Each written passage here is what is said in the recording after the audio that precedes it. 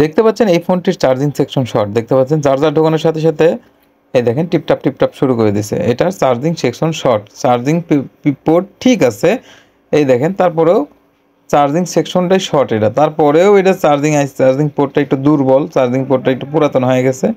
এই দেখেন এটা দিয়ে এইভাবে আমি শর্ট কিলার দিয়ে ধরে শর্ট রিমুভ করার চেষ্টা করলাম, তবুও শর্ট রিমুভ হলো না। এটা বাধ্যতামূলক খুলে চার্জিং পোর্টটাই আমি চেঞ্জ করে দিব। দেওয়ার আগে আমি একবার চেক করে নিচ্ছি, তারপরে ওই দেখেন এটা চার্জিং পোর্টটা তুলে নতুন আরেকটি পোর্ট আমি প্রসেস করব। এই দেখেন এটা যেহেতু চার্জিং হচ্ছে একটু শর্ট দেখাচ্ছে, বিভিন্ন সমস্যা দেখাচ্ছে, কালো ডায়োড এই সামনের পার্টটা হচ্ছে দিয়ে বের করে দেব।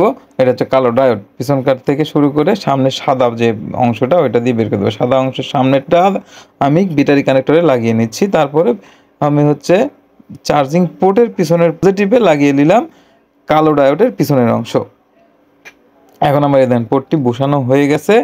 তারপরে এখন আমি এটা ঠান্ডা করার জন্য ইঞ্চি থিনার হালকা দিলাম, দেওয়ার পরে দেখেন চার্জারটা ঢুকিয়ে দিলাম, তবু কাজ হচ্ছে না। এখন কি করবার, এখন খুলতে হবে, খুলে এটা এখন চেক দেবো যে কোনটা শর্ট। আমি দেখিয়ে দিচ্ছি কালো ডায়োড একটা শর্ট হয়েছে, আর হচ্ছে সামনের পার্টের একটা ক্যাপাসিটার শর্ট।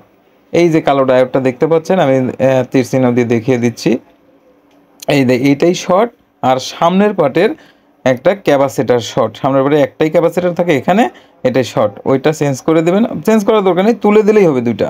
এই দেখেন চার্জার আর ডিপ করতেছে না, এই দেখেন চার্জ উঠতেছে, কাজ হয়ে গেছে। ওকে, এভাবে কাজ করবেন, 100% হবে।